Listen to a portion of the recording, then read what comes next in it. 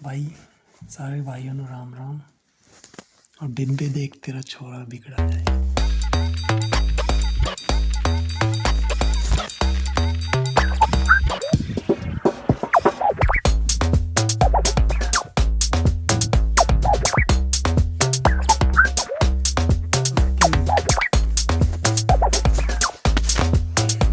सत श्री अकाल, नमस्ते, गुड मॉर्निंग। बेबे तेन नहीं बोल रहा, की हाल दोस्त, तुम्हारा क्या हाल? पढ़ाई करते हो? ओके। मेरे भाई तुम नौकरी करते होगे। और चाचा आप खेती करते हो ना? तो मैं भी किसान का ही बच्चा हूँ, किसान के घर से आया हूँ। हाँ, खेती की मैंने। आज हिम्मत करके देखो यूट्यूब पे वीडियो बना रहा हूँ, सब कुछ सुनाऊंगा आपको अपने बारे में। वीडियो में बने रहो अंत तक। Okay hey guys, Hindi, English, Urdu, Punjabi, Farsi, अरबी, बहुत सारी लैंग्वेज के लोगों के बीच रहा तो थोड़ा थोड़ा आती है। आगे वीडियो कंटिन्यू करते हैं। मेरा नाम भूषण पवार है, मेरठ ज़िले के एक छोटे से गांव का रहने वाला हूँ। किसान फैमिली से हूँ। मेरे फादर किसान है, खेती होती है हमारे यहाँ आज भी। 2 बड़े भाई हैं, दोनों शादीशुदा हैं। मम्मी पापा हैं, गांव में रहते हैं। मैं भी शादीशुदा हूँ, एक बेटी है, मेरी सुंदर सी वाइफ है। तो उम्र मेरी लगभग, वैसे लेडीज़ तो बताती हैं, चलो जेंट्स में लगभग 40 साल हो चुकी है। और आज सुबह बैठा था तो मैं सोच रहा था कुछ करूं, कुछ दिन से मन में आ रहा था कुछ क्रिएटिव सा करके दिखाऊं। कभी यूट्यूब पे इतनी लंबी वीडियो नहीं बनाई जितनी आज बना रहा हूं। तो जिन भाइयों को कंटिन्यू देखनी है, अंत तक बने रहना है, सुनते रहो, सब कुछ बताऊंगा। मैं कैसे एक छोटे से किसान फैमिली से निकल कर आया और कैसे मैंने विदेश तक पहुंचा, और छोटी सी उम्र में लगभग 25 साल की उम्र में 1 करोड़ रुपए भी कमा चुका था अपनी लाइफ में। सब बताऊंगा जीरो से। तो दोस्तों शुरू करता हूँ, ज़्यादा टाइम नहीं लूँगा। यूट्यूब पे छोटा छोटा बच्चा भी वीडियो डालते हैं, हमें पसंद आती है, मैं भी पसंद करता हूँ। स्क्रॉल डाउन करते रहते हैं। तो इस वीडियो को पूरी सुनना। हो सकता है अगर आप एक स्टूडेंट हो तो आपको प्रेरणा मिले कैसे मेहनत करके कहाँ तक पहुँच सकते हैं। अगर आप किसान हैं तो आपको भी प्रेरणा मिलेगी कैसे मैं अपने बच्चों को पढ़ा लिखा के विदेश भी भेज सकता हूँ। और अगर आप बिजनेसमैन हैं तो आप भी सोच सकते हैं कि कैसे अपने बच्चों को बिजनेसमैन बनाया जाए। और अगर आप हाउसवाइफ हैं, सिंगल हैं, आपके घर में कोई कमाने वाला नहीं है, तो आप भी यहाँ से प्रेरणा ले सकते हो। तो शुरू करता हूँ। बात है सन 1983 की। मेरा जन्म 25 दिसंबर 1983 1983 में हुआ और मैं एक गांव में पैदा हुआ। वहाँ से कहानी स्टार्ट हुई और चलते चलते मैं इसे 3 हिस्सों में बांटता हूँ कहानी को। 1983 से सन 2005 तक, फिर सन 2005 से सन 2013 तक, और सन 2013 से अब 2023 तक। तो ऐसे शॉर्ट पार्ट्स में बांटेंगे तो जल्दी समझ में आएगी। तो मैंने 1983 में पैदा हुआ, छोटा बच्चा, फिर स्कूल जाने लगा। पढ़ाई में ऐसा ही था, ना हाई फाई और ना ज़्यादा लो। इंग्लिश बोलने का बड़ा शौक़ था, लेकिन बचपन में नहीं, जब मैं हाई स्कूल में पहुंचा। तो गांव में रहता था, मम्मी पापा बहुत प्यार करते थे, भाई भी बहुत प्यार करते हैं। तो मुझे कभी बाज़ार जाके बुक्स ख़रीद के लाने की ज़रूरत नहीं पड़ती थी, मुझे सब कुछ मेरे घर पे मिल जाता था, वहीं ला के दे देते थे। फिर गांव के स्कूल में पढ़ा। आपको मालूम है गांव में ज़्यादा अच्छे हाई फाई स्कूल्स तो होते नहीं। मैंने हाई स्कूल की वहीं से, सरस्वती शिशु मंदिर से। मैं अपने टीचर्स का बहुत आभारी हूँ, उन्होंने मुझे बहुत अच्छे संस्कार दिए। हाई स्कूल करने के बाद फिर 12वीं क्लास की। हमारे पास में एक कस्बा है मवाना, वहाँ पे एक कृषक इंटर कॉलेज से मैंने 12वीं पास की। ये पढ़ाई करते करते मेरे मन में आया कि मेरे पापा मजदूरी करके हमें पढ़ाते थे, यानी कि वो आपने गांव में देखा होगा झोटा बुग्गी होता है ना, उससे मेरे पापा किराए पे उसको चलाते थे। जैसे किसी की ईंट ढोना में या किसी का सामान इधर से उधर ट्रांसपोर्ट करना हो, वो करके मेरे पापा ने मुझे पढ़ाया। मेरे 2 भाई और हैं, उनको भी पढ़ाया। हम तीनों भाइयों को ग्रेजुएशन तक पहुंचाया। मैं अपने पापा का बहुत दिल से हमेशा शुक्रगुजार रहूँगा। आज भी मेरे पापा बहुत मेहनती हैं, अभी पापा मेहनत करते हैं, बहुत किसान हैं अभी भी।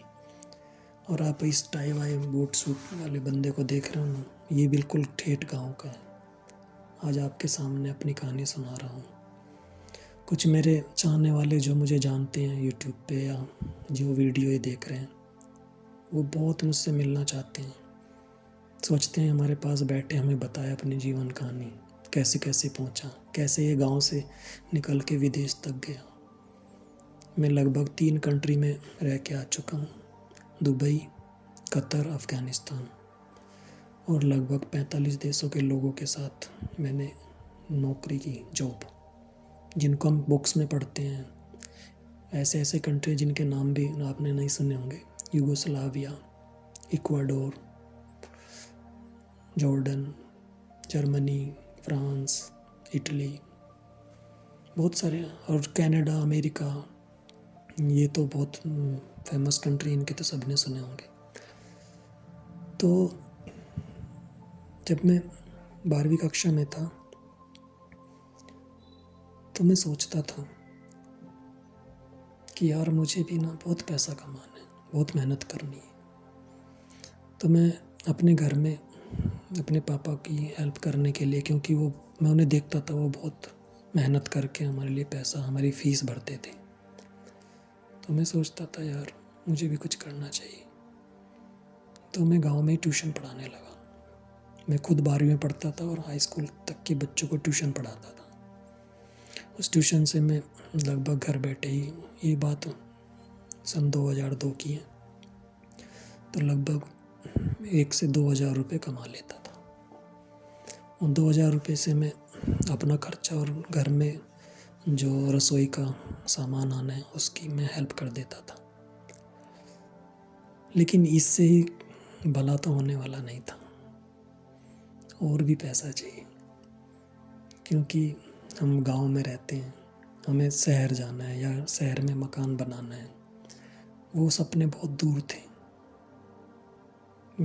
उस समय मेरे पास एक साइकिल हुआ करती थी। मैं 17 किलोमीटर साइकिल चला के इंटर कॉलेज में जाता था, यानी मेरे गांव से जो कॉलेज था वो 17 किलोमीटर दूर था। मैं डेली उस साइकिल पे जाता था, 17 किलोमीटर चला के, और 17 किलोमीटर वापस आता था। लेकिन इसी दौरान मेरे मम्मी पापा बोले बेटा भर्ती हो जा। अब आप जानते हो जो किसान के बच्चे हैं, आज भी मेरे भाई सुन रहे होंगे जो गांव से बिलोंग करते हैं, कि उनको बेल्ट की नौकरी के लिए प्रेरित किया जाता है, मोटिवेट किया जाता है कि बेल्ट की नौकरी करनी है, और वो मेहनत भी करते हैं बेल्ट की नौकरी के लिए। आज भी बहुत लोग police, CISF, Delhi police, UP police, force की नौकरी के लिए बहुत मेहनत कर रहे होंगे। मुझे भी बोला गया तुम्हें भी फ़ौज में जाना है, फ़ौज की भर्ती देखनी है। मैंने भी ट्राई किया, मैं सहारनपुर गया भर्ती देखने। रेस होती है सबसे पहले, रेस में दौड़ा, दौड़ते दौड़ते पहला ग्रुप, दूसरा ग्रुप, तीसरे ग्रुप, मतलब टाइमिंग होती है वहाँ पे, चक्कर मारने होते हैं 4, चौथे चक्कर में लास्ट वाले ग्रुप में था, यानी first group, second group, third group में था। थर्ड ग्रुप में जैसे ही नंबर आने वाला था उन्होंने रस्सा डाल दिया। रस्सा जो होता है ना, रोकने के लिए होता है कि बस 2 ही ग्रुप लेने हैं, तीसरा ग्रुप नहीं लेना। रस्सा मेरे चेस्ट पे आके लगा और मैं वहाँ ग्राउंड पे जाके गिर गया, क्योंकि उन्होंने रस्सा इसलिए डाला कि बस 2 ही ग्रुप लेने हैं, तीसरा नहीं लेना। बहुत दिल टूटा कि यार बस नंबर आ गया था थर्ड ग्रुप में और इन्होंने थर्ड ग्रुप को पीछे हटा दिया। लेकिन मन में दृढ़ संकल्प था, एक दिन पैसा कमाना है, बहुत कलम की नौकरी करनी है। फिर वहाँ से आया वापस, मेरठ में भर्ती देखी। फिर किसी ने बोला कि जबलपुर में आर्मी की भर्ती चल रही है, वहाँ पे जाओ। वहाँ पे गया, वहाँ भी भर्ती देखने गया। CISF की भर्ती देखने गया, नरोरा, उत्तर प्रदेश। और भी दिल्ली पुलिस में भी भर्ती देखी। फिजिकल पास हो गया, रिटन टेस्ट में रह गए, नहीं लगी जा। उसी बीच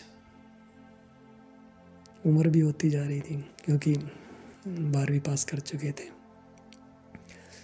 तो मेरी एक मौसी की लड़की है, नाम नहीं लूँगा मैं यहाँ पे।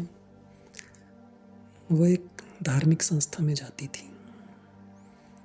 तो वो बोलती थी कि तुम्हें भी ना शिव बाबा का आशीर्वाद ले लेना चाहिए, ताकि तभी तुम सफल हो जाओगे। मैंने सोचा कोई बुढ़ा आदमी होगा जो अपने को शिव बाबा कहता है, और गुरु के चक्कर में मैं नहीं पड़ रहा। जब नौकरी लग जाएगी तब उसके बाद देखें। मैंने ऐसे इग्नोर कर दिया। लेकिन जब सब जगह से असफल हुआ तो मुझे मन में आया कि यार भगवान भी कोई चीज़ है, हमें मानना चाहिए। उसके कहने पे मैं दिल्ली चला गया। दिल्ली रहते थे वो, अशोक विहार में। तो मैंने कहा मुझे भी वो बाबा देखने कौन है। तो गाइस, आपको विश्वास नहीं होगा, ये बात है सितंबर 2002 की। वो मुझे एक सेंटर पे लेके गई, प्रजापिता ब्रह्मा कुमारी इसके। वहाँ पे 7 दिन का कोर्स होता है। तो मेरे पास इतना टाइम तो था नहीं कि मैं वो कोर्स पूरा करूं। लेकिन मेरे को उन्होंने जब कुछ समझाया तो उनकी सारी बातों में से एक बात मेरे दिमाग में क्वेश्चन कर गई कि हम सब कौन हैं, हम कहाँ से आए हैं, हमें किसने यहाँ भेजा, क्या करने के लिए भेजा और हम क्या कर रहे हैं। एक दिन जब हम वापस जाएंगे तो कहाँ जाएंगे। ये इस क्वेश्चन का जवाब जानने के लिए ही मैं ब्रह्मा कुमारी संस्था का 7 दिन का कोर्स पूरा किया मैंने। उसके बाद जो मेरी लाइफ में चमत्कार हुए, आप मानोगे नहीं। मैं बहुत देर से सो के उठने वाला बंदा, मुझे लाइफ ऐसी लगने लगी कि तेरे ऊपर ना कर्मों का बोझ है, कर्जा है किसी का, जिसके घर तूने जन्म लिया उनका कर्ज है तुझ पे, वो तुझे चुकाना है। तो दोस्तों, मैं जब से मुझे ज्ञान मिला सन 2002 से, तो मैं रोज़ सुबह जल्दी उठने लगा और मेरे मन में एक ही संकल्प रहता, मुझे अपने ऊपर जो बोझ है कर्मों का वो चुकाना है। और मैं जल्दी जल्दी लग गया कि मैं बहुत मेहनत करूँगा और वो अपने कर्मों का बोझ जो मेरे सिर पे उसको उतारना है, मुझे चुकतू करना है। किसी का भी कर्ज नहीं रखना अपने ऊपर। मैं बहुत मेहनत करता, गांव में ही रहता था, सुबह शाम खेत में जाता, मजदूरी करता। किसानों के यहाँ गन्ने की खेती होती है हमारे यहाँ, तो गन्ने ना शुगर मिल पे जाते हैं। तो मिल पे जाने से पहले वो खेत में से काट के और जो उनका सेंटर होता है जहाँ पे गन्ने की तौल होती है वहाँ तक पहुँचाना होता है। मैंने खूब खेती कराई गाँव में, लेकिन ऊपर वाला चाहता था ये बच्चा बहुत मेहनती है, इसको बहुत आगे ले जाना है। तो अगर आप भगवान के रास्ते को, कोई भी हो, आप किसी को भी मानते हो, अल्लाह, ईश्वर, गॉड, खुदा, यहोवा, गुरु नानक, बजरंग बली, शेरा वाली, कोई भी, लेकिन अल्टीमेटली तो आप उसी को याद कर रहे हो ना जो एक शक्ति है, तो वो आपकी सुनती है वो शक्ति आपके बारे में और आपकी ज़िंदगी को रास्ता दिखाती है। मुझे भी रास्ता दिखाया उन्होंने, जिनको वो शिव बाबा कहते थे। तो मुझे 2 बार ऐसा लाइट का साक्षात्कार हुआ जो मैं इस वीडियो में आपको बताने जा रहा हूँ। तो एक दिन क्या हुआ, मैं रात को अपने कमरे में सोया हुआ था, तो जैसे ही रात को 2 बजा होगा, मेरी अचानक से आंखें खुल गई और मैं क्या देखता हूँ कि मेरी आंखें खुली हुई हैं और ये जो शेरा वाली की जो फ़ोटो बाज़ार में मिलती है, वो शेर उसके बराबर में खड़ा रहता है, वो पिक्चर। लेकिन मेरे सामने पिक्चर नहीं थी, ना ही मेरे कमरे में उस तरह की कोई तस्वीर थी, लेकिन हूबहू वो 6 फुट की एक लेडी देवी के रूप में सजी हुई और एक शेर उसके पास में खड़ा हुआ, वो मैंने देखा अपने कमरे में। सुबह के 2 बजे हुए थे, सब लोग सोए हुए थे घर के और मेरी आंखें खुली हुई थी।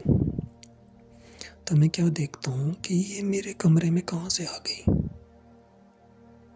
मैंने ऐसे पलक झपकाई, मैंने सोचा कहीं तो कोई पिक्चर तो नहीं देख रहा है, लेकिन पलक झपकाई तो वो तब भी वहीं पे थी सामने और मैं अंदर से डरा हुआ भी था और बहुत आश्चर्यचकित भी था। सरप्राइज हो रहा था कि ये मेरे रूम में कहाँ से आ गई। लगभग ऐसा होगा 20 सेकंड का सीन।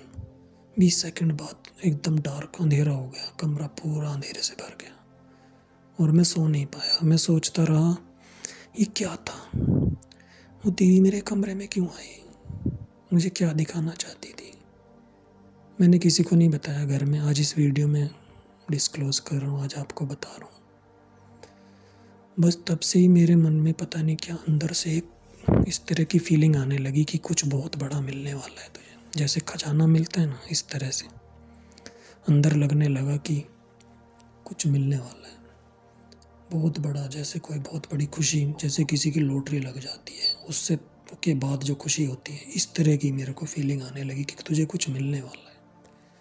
उसके अगले दिन फिर मैं क्या देखता हूँ, अगले दिन नाइट में फिर वही 2 ही बजे मेरी आँख खुलती है और मैं बैठ जाता हूँ। जैसे ही मैं बैठा देखा तो कमरा पूरा ऐसी दूधिया वाइट लाइट से भरा हुआ है, जबकि कमरे में कोई बल्ब लाइट नहीं जली हुई थी।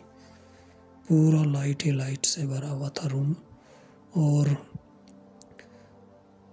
मेरे घर वाले कभी कभी बातें किया करते थे कि जो सांप की मनी होती है वहाँ पे बहुत लाइट होती है।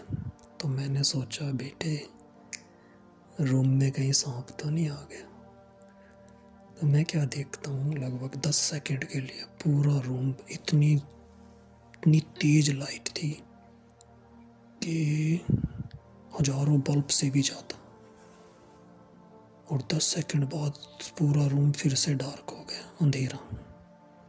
मैं सोचने लगा हमारे कमरे में कहीं सांप की मनी तो नहीं है, लेकिन मैं फिर आश्चर्यचकित था। कल मुझे वो देवी दिखाई दी, आज ये लाइट दिखाई दी। मेरे मन में पूरी उधम मच गया, क्या है यार ये, कौन है जो दिखा रहा है। क्या बताऊँ आपको। अब मैं जहाँ से मैंने वो कोर्स किया था 7 दिन का, मैं उनके पास पहुँच गया। मैंने उनको उस दिन तो कुछ नहीं बताया, लेकिन मैंने उनसे कहा कि मुझे कोर्स करना है, क्योंकि जो दिल्ली में मुझे मेरी बहन लेके गई थी वहाँ पे मैं पूरा कोर्स करके नहीं आया था, बस ऐसा ही मोटा मोटा उन्होंने बता दिया था। अब जब मैं जो मेरे नज़दीक, मेरे गांव के नज़दीक में एक जगह है फलावदा, मैं वहाँ पे इनका सेंटर है ब्रह्मा कुमारी इसका, वहाँ पे जाने लगा। मैंने वहाँ की बहन जी को बोला मुझे कोर्स करना है, क्योंकि मैं आपके दिल्ली सेंटर पे गया था, वहाँ तो मैं रोज़ नहीं जा सकता दिल्ली, तो मैं यहाँ आ सकता हूँ। उन्होंने मुझे कोर्स कराया। कोर्स करते करते करते वो जब कोर्स पूरा हो गया, उसके बाद मैंने उनको 8वें दिन ये सारी बात बताई कि मुझे ऐसे ऐसे दिखाई दिया। फिर उन्होंने बोला बेटा आपको ना शिव बाबा आपको कुछ बहुत बड़ा कार्य कराना चाहते हैं। शिव बाबा कौन है, क्या है, ये मैं कुछ नहीं जानता था। फिर बाद में चल के पता चला यार वो ना भगवान ही तुमसे कुछ कराना चाहते थे। खैर मैं इस टॉपिक को पूरा लंबा नहीं खींचता हूँ क्योंकि ये बहुत अलग विषय है। कभी पर्सनल वीडियो बनाऊँगा इसके ऊपर, क्या क्या हुआ था फिर। अब हम आ जाते हैं कि भगवान हमसे क्या कराना चाहता था। तो भाई मैं 2002 में मैंने ITI भी की हुई है ऑटोमोबाइल से। मेरी अप्रेंटिस लग गई 510 आर्मी वर्कशॉप मेरठ में। मैं वहाँ जाने लगा काम सीखने। मैंने ऑटोमोबाइल से ITI भी की हुई है। तो भाई मेरे अंदर लगन थी कि बस मुझे अपने सिर से बोझ उतारना है। कर्म जितने मेरे ऊपर कर्मों का कर्ज है, जिसका भी कर्ज है, सब चुकाना है। तो मैं वहाँ बहुत मेहनत करता था अप्रेंटिस सीखने में। हमने आर्मी वर्कशॉप में 10 गाड़ियाँ बना के दी 1 साल में, शक्तिमान की।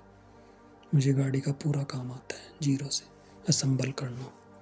तो वहाँ पे क्या होता था, हमारी इंडियन आर्मी ने चाइना से जो यूज़ की हुई व्हीकल है, जैसे यूराल और जिल नाम की उनकी व्हीकल थी, वो सस्ते दाम में खरीद ली कबाड़ी के रेट में, और इधर इंडिया ला के उन पे किर्लोस्कर कंपनी का एयर कूल इंजन लगा के अपनी इंडियन आर्मी को दे दी चलाने के लिए। तो हम उस समय सन 2003 की बात है ये। तो मैं आर्मी वर्कशॉप में ट्रेनिंग करता था, तो मैंने वहाँ गाड़ियाँ बनाई खुद जीरो से, यानी कि उसमें टायर चढ़ाने से लेके इंजन तक, और फिर उसको बाद में हम इंस्पेक्शन के लिए लेके जाते थे। मेजर जो आर्मी का मेजर होता है वो उसको इंस्पेक्शन करके बताता था कि ये भी ओके है, अगर ओके नहीं है तो दोबारा ठीक करके लाओ इसमें जो कमी होती थी। तो वो मैंने पूरी की। वहाँ जॉब करते करते मुझे ऑफ़र मिली। एक बार कंपनी आई, न्यू हॉलैंड ट्रैक्टर कंपनी, जो कि नोएडा में सूरजपुर कासना में आज भी है। तो सन 2004 की बात है, क्योंकि 1 साल की अप्रेंटिस थी। तो 2003 से 2004 तक मैं आर्मी वर्कशॉप मेरठ में अप्रेंटिस कर रहा था। अप्रेंटिस करते करते कंपनी आ गई वहाँ पे ITI में लेने। मेरठ में ITI है, बच्चा पार्क पे ITI में न्यू हॉलैंड ट्रैक्टर कंपनी से रिक्रूटमेंट करने के लिए कुछ लोग आए। तो दोस्तों, मेरे 77% नंबर थे, तो मेरा सिलेक्शन हो गया और मेरी जॉब लग गई न्यू हॉलैंड ट्रैक्टर कंपनी में। ये मेरी पहली जॉब थी लाइफ की, और मेरी उम्र उस समय लगभग होगी 83 का जन्म है, 2003, तो वही 20 साल के आसपास। तो 20 साल का था, मेरी जॉब लग गई। अब उस समय 10,000 रुपये मिलते थे सैलरी के, और मैं वो जो कोर्स किया था ओम शांति का, मैं उन्हें भी फॉलो करने लगा। उनके सेंटर हर जगह मिल जाते हैं ब्रह्मा कुमारी इसके, तो मैं उनके सेंटर पे जाके वहाँ पे क्लास किया करता था। ज़िंदगी में पहली बार फ़ोन यूज़ करने को मिला। हच का फ़ोन हुआ करता था उस समय, तो मतलब हच की सिम हुआ करती थी। तो हमें ये नहीं मालूम था रोमिंग भी लगती है। हम मेरठ से फ़ोन लेके गए और हम उधर झांसी में, क्योंकि जैसे ही हमने ट्रेनिंग पूरी की न्यू हॉलैंड ट्रैक्टर कंपनी में, तो हमें एरिया मिल गया यूपी ईस्ट में मिला झांसी, ललितपुर, महोबा, हमीरपुर, राठ। तो उस एरिया में मेरी पोस्टिंग हो गई। तो हमारा काम था डीलरशिप पे जाके डीलर्स के जो बंदे होते हैं उन्हें ट्रेंड करना, मैकेनिक्स को, मतलब SOP के स्टैंडर्ड ऑपरेटिंग प्रोसीजर के थ्रू काम कराना। ये नहीं कि कहीं भी चाबी पाना लगा दिया, मतलब एक सिस्टमेटिक तरीके से हमें ट्रेंड करके कंपनी ने भेजा था। हमारी ट्रेनिंग हुई थी यहाँ पे सूरजपुर कासना में 1 महीना। हमें जिसने ट्रेनिंग दी वो बहुत अच्छा बंदा था। पहले टेक्निकल ट्रेनिंग दी, हमें ट्रैक्टर चलाना सिखाया, और फिर बाद में हमें बॉडी लैंग्वेज पढ़ना भी सिखाया गया। 1 हफ्ता उसकी ट्रेनिंग हुई थी। जिसने हमें ट्रेनिंग दी थी उसको 14 लैंग्वेज आती थी इंडिया से अलग, मतलब हिंदी से अलग। तो फिर हम झांसी, ललितपुर, महोबा, हमीरपुर इस एरिया में मैं रहा। 2005 की बात है। तो वहाँ मैंने जॉब की। वहाँ के सारे एक झांसी ज़िले का एक गांव मैंने घूमा। बेसिकली हमारी जॉब हुआ करती थी डीलरशिप पे रहना, क्योंकि ये जो डीलर होते हैं ना ट्रैक्टर कंपनी के, तो कंपनी इनको उधार ट्रैक्टर देती है, यानी कि इन मतलब क्रेडिट देती है, इनको उधार मिले होते हैं। तो वो जो ट्रैक्टर हैं वो कंपनी के खड़े हुए हैं। तो जैसे ही कोई ट्रैक्टर बिकता है तो उसकी DD यानी डिमांड ड्राफ्ट मिलता है। किसान जब ट्रैक्टर खरीदता है तो ज़मीन के अगेंस्ट लोन लेता है, फिर वो बैंक उसको DD देता है। तो DD जो है वो कंपनी के नाम बनता है। कई बार डीलर अपने नाम बनवा लेते हैं, तो कंपनी की उधारी नहीं देते। इसलिए हम लोगों को वहाँ रखा गया था कि जो से ही ट्रैक्टर बिकता है उसका डिमांड ड्राफ्ट बनेगा बैंक से, वो लेके कंपनी आना है। तो मैं उस समय लगभग 40-40, 50-50 लाख के 1-1 करोड़ के डिमांड ड्राफ्ट लेके आया करता था। हर महीने की आखिरी तारीख को हम 30 तारीख को नोएडा सूरजपुर आया करते थे। फिर उसके बाद 2 दिन के लिए हमें अपने घर जाने की छुट्टी मिलती थी, फिर वापस हम फील्ड में चले जाते थे। तो ये मेरी पहली जॉब थी। जिन भाई बहनों या जो भी मेरे दोस्त थे कभी मेरे साथ नहीं बैठे, मेरे गांव के हैं, मेरे रिलेटिव हैं जो सुन रहे हैं अब, तो ये मेरी पहली जॉब थी। मैं वहाँ पे ये काम करता था और मुझे घूमने को बहुत मिलता था नए नए क्षेत्र में। तो हर सिटी में मैं जहाँ जहाँ मेरी पोस्टिंग थी यूपी ईस्ट में, वहाँ पे जो डीलर्स होते हैं ट्रैक्टर के, उनके बंदों को ट्रेनिंग देना, उन बंदों के साथ जाना, एक एक गांव में सर्वे करना, कितने ट्रैक्टर हैं क्या है। मैंने बहुत डाटा इकट्ठा किया उधर का, आज भी मेरे पास सीडी पड़ी हुई है। तो ये मैं काम करता था। लेकिन उसमें क्या है, हमें बाहर जाने का TADA मिलता था। तो TADA मिलता था तो ट्रेवल अलाउंस और डेली अलाउंस, खाने का, रहने का। लेकिन उसमें बिल दिखाने पड़ते थे कि हम कहाँ पे रुके, क्या कितना खर्चा आया। तो हमें उस समय 250 रुपये मिलते थे पर डे के, लेकिन हमें बिल दिखाना होता था। एक बार मैंने एक झूठा बिल बना दिया। उसमें मैंने दिखा दिया कि मैं सुबह रिक्शा करके गया फील्ड में और शाम को वापस आया रिक्शे से, 150 रुपया मैंने उसमें डाल दिया। तो जो मेरा बॉस था ना, मैं नाम नहीं लूँगा यहाँ पे, तो उसने मुझे बोला कि तू सुबह रिक्शा से गया और शाम को रिक्शा से वापस आया, तो क्या रिक्शा पूरे दिन तेरे लिए वहीं खड़ी रही? अब उसने मेरा झूठ पकड़ लिया। तो बोला अगर इतना शौक है ना पैसे कमाने का तो MBA करके आता। मेरे को उसकी बात लग गई। मैंने सोचा यार मैं झूठ नहीं बोलना चाहता, मैं ऐसी जॉब करना चाहता हूँ जहाँ पे सुकून हो, फिक्स सैलरी हो, जहाँ पे हमें झूठे बिल ना भरने पड़े। तो मैंने 1-2 महीने में और रहा मैं वहाँ पे। मैंने उसके बाद रिजाइन कर दिया वहाँ से। और एक कंपनी है महिंद्रा ट्रैक्टर कंपनी, आपने सबने सुनी होगी। तो वहाँ पे मुझे फिक्स सैलरी मिल रही थी। ये बातें सन 2006 की। तो मैंने क्या किया, मैंने महिंद्रा ज्वाइन कर ली। कहाँ पे? रुद्रपुर, लालपुर में ट्रैक्टर बनता है, रुद्रपुर जगह है। तो वहाँ पे मैंने ज्वाइन कर ली। अभी जॉब चल रही थी वहाँ आराम से, फिक्स सैलरी थी। उन्होंने बोला जब हम फील्ड में भेजेंगे तभी TADA मिलेगा, उसके पहले नहीं देंगे, मतलब आपको सिर्फ एक लोकेशन में रहना है। तो उन्होंने बोला हमें ना एक डीलर ढूंढ के दो जो हमारी एजेंसी ले सके रुद्रपुर में। तो मैं वहाँ पे गया, मैंने मार्केट का सर्वे किया और मैंने वहाँ पे एक डीलर ढूंढ के दे दिया कंपनी को। आज भी वही डीलर है, पीटर इंग्लैंड की उसके पास वो ये जो शर्ट आती है ना पीटर इंग्लैंड, ये और एक बंदा और है, HMT ट्रैक्टर बनता था, अभी नहीं आता, उसका पुराना डीलर। वे दोनों मिलके पार्टनरशिप में अभी महिंद्रा की एजेंसी उन्हीं के पास थी रुद्रपुर में। और मैं लालपुर जाता था तो तब मुझे TADA मिलता था प्लांट में जाने का। वहाँ पे महिंद्रा का छोटा ट्रैक्टर बनता है, 265 और एक छोटा हो रहा है। वहाँ पे मैंने जॉब की 1 साल लगभग।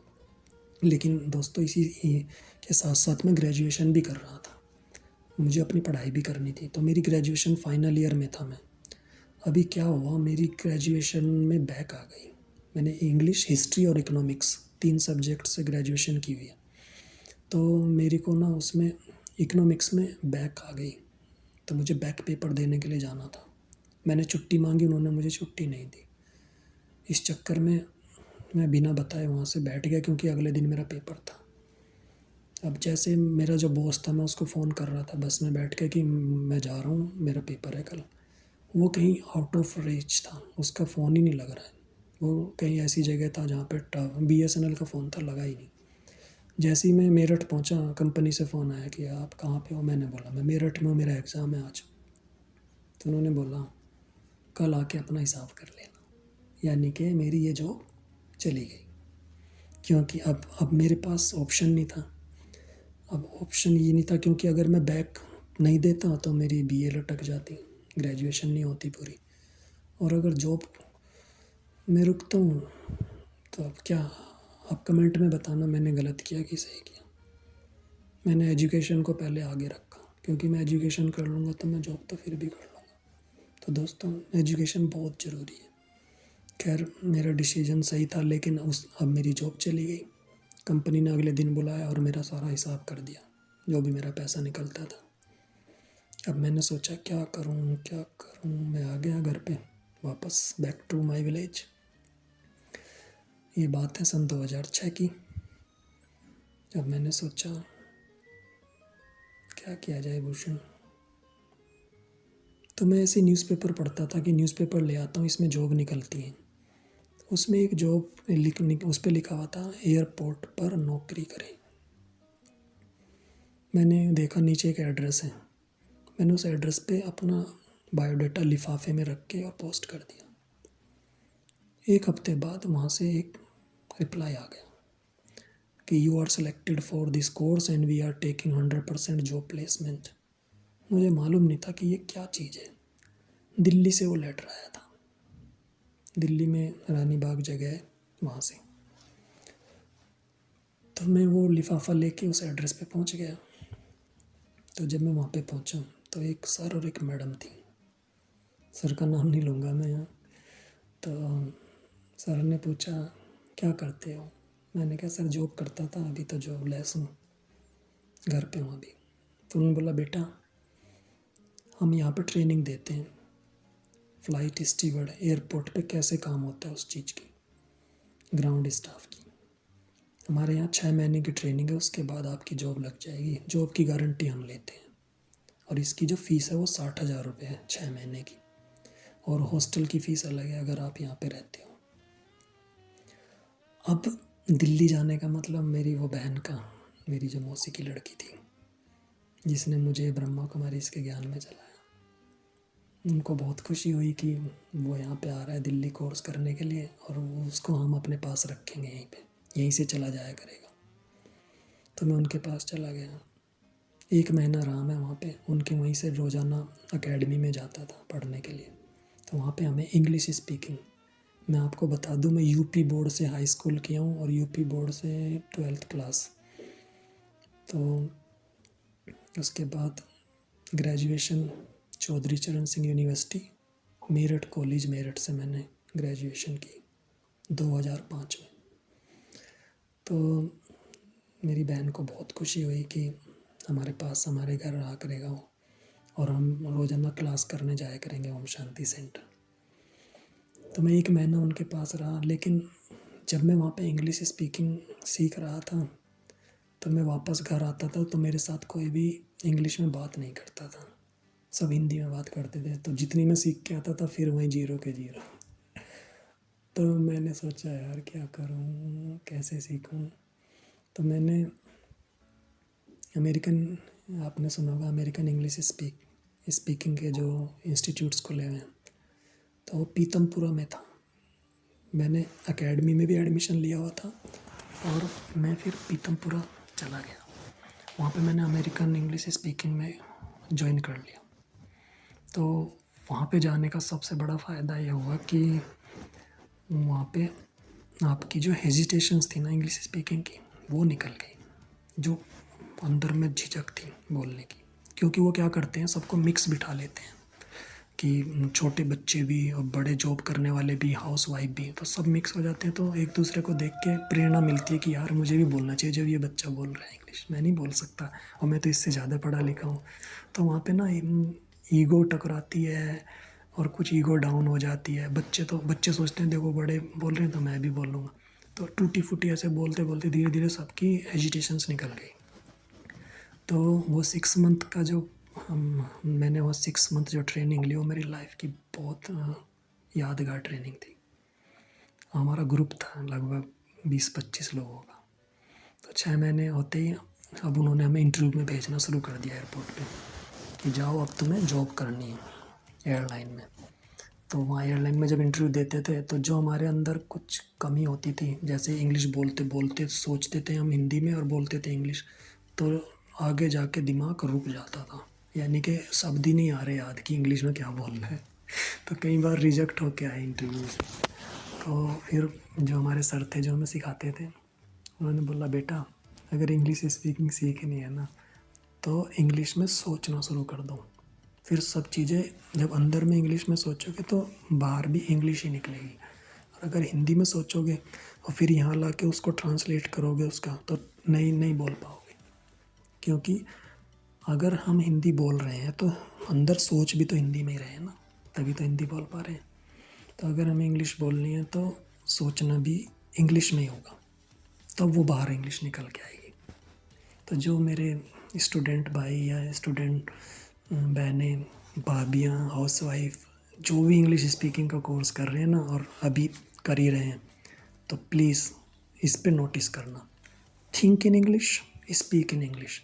इवन आगे बताता हूँ, टॉयलेट में भी जा रहे हो ना और वहाँ बैठे हो सीट पे, वहाँ बैठ के भी जो भी कुछ सोच रहे हो सब कुछ इंग्लिश में सोचो, तब इंग्लिश बोल पाओगे।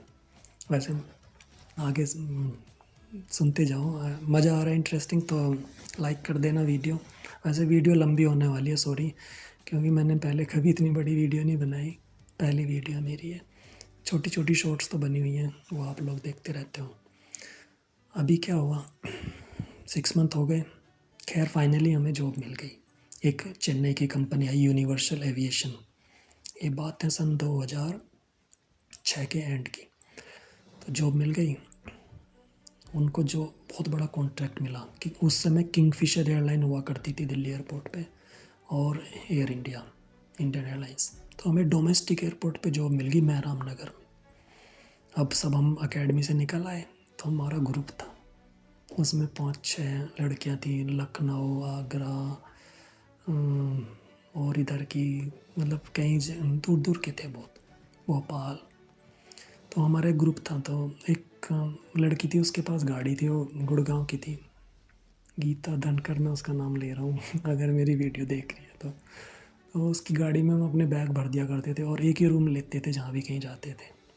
लेकिन प्रॉब्लम ये थी कि एक रूम एक ही महीना ही रह पाते थे हम वहाँ, कुछ ना कुछ क्लेश कर देती थी लड़कियाँ, कई बार पानी खुला छोड़ देती थी, कहीं बिजली खुली छोड़ दी तो बिल ज़्यादा आ जाता था, तो मकान मालिक हमें निकाल देता था कि भाई तुम ना ऐसा करो, खाली करो रूम, मैं नहीं रख रहा तुम लोगों को, एक तो तुम बहुत सारे मतलब ज़्यादा लोग हो, ऊपर से मतलब दूसरे लोग परेशान हो जाते थे, क्योंकि 4-5 तो लड़कियाँ ही थी और हम 2-3 लड़के थे। तो पूरा हम एक फ़्लैट ले लिया करते थे, लड़कियों को एक रूम दे देते थे, लड़के अलग रूम में। तो ऐसे करके पासपोर्ट मेरा लगता था, क्योंकि मैं जहाँ भी रूम लेने जाते थे मैं बोलता था भाई मेरी 5 बहनें हैं और 2 भाई हैं, 7 लोग हैं, हमें रूम चाहिए। तो बोलते थे गारंटी में का पासपोर्ट देंगे। पासपोर्ट भी मेरा वहीं बना था जब मैंने वो फ़्लाइट स्टीवर्ड का कोर्स किया ना एकेडमी में।